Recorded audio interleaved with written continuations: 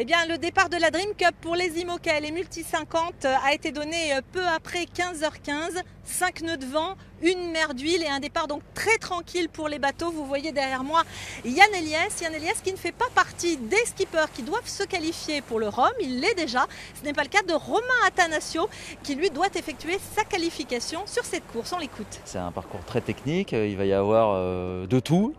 Je pense que ça va être dur. C'est pas la petite course comme ça qu'on fait vite fait en se disant avant les vacances. Non, c'est une course qui va être difficile. C'est 4 nuits en mer sur des bateaux qui vont vite. On voit pas grand chose. Donc il faut être toujours, faut surveiller tout le temps. Puis on va au Fastnet, il y aura 30 nœuds de vent là-haut. Ça va pas être simple. Alors du côté des Multi 50, eh bien, ils sont 5 à disputer cette Dream Cup et parmi eux, le bateau bleu qui se trouve derrière moi, il s'agit de celui de Thibaut Vauchel-Camus qui vient lui aussi chercher sa qualification en Multi 50 parce que il y a 4 ans pour le Rhum, eh bien, il était en classe 40, il a donc changé de catégorie, on l'écoute. C'était pour moi l'occasion rêvée d'associer mon histoire sur les multicopes de sport. 8-4-16, 2018, Tornado, Flying Phantom et ce que j'ai découvert, que j'ai adoré en course au large en classe 40. Du coup là j'ai pu faire les deux, de la course au large en multicoque. Et concernant les classes 40, eh bien, ils sont 29 à avoir pris le départ de cette Dream Cup, départ qui a été donné peu après 15h.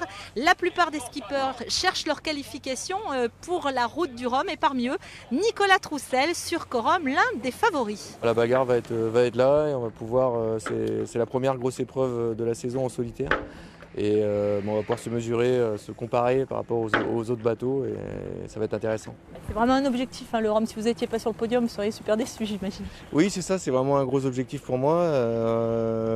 J'espère faire au minimum un podium et en tout cas aussi prendre du plaisir sur l'eau parce que c'est ce qu'on aime faire, être sur l'eau et faire des belles courses comme celle-là. Voilà, et comme vous le constatez, il y a toujours aussi peu de vent et ça risque d'être comme ça tout au long du parcours. Donc l'arrivée qui était initialement prévue à Cherbourg mercredi risque d'être retardée à jeudi soir pour les plus rapides, voire même vendredi et samedi pour les classes 40.